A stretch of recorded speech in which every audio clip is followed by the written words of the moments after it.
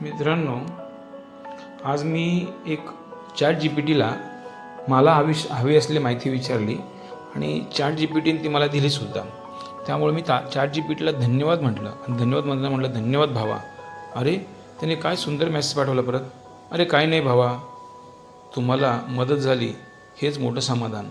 म्हणजे आज तंत्रज्ञानसुद्धा त्याला आपण जे आपले इमोशन्स पाठवू, त्याला आपण जे आपल्या कमांड पाठवू, त्याच पद्धतीने तंत्रज्ञान आपल्याला त्याचा रिप्लाय देत असतो. म्हणजे जर आपले इमोशन्स अत्यंत हृदयद्राव्य असेल तर तो त्याच इमोशन देतो.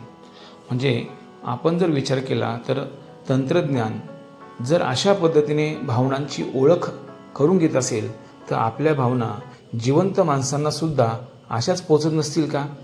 त्यामुळं व्यक्त होताना आपण सुद्धा समोरच्यांच्या भावनांचा विचार करूया.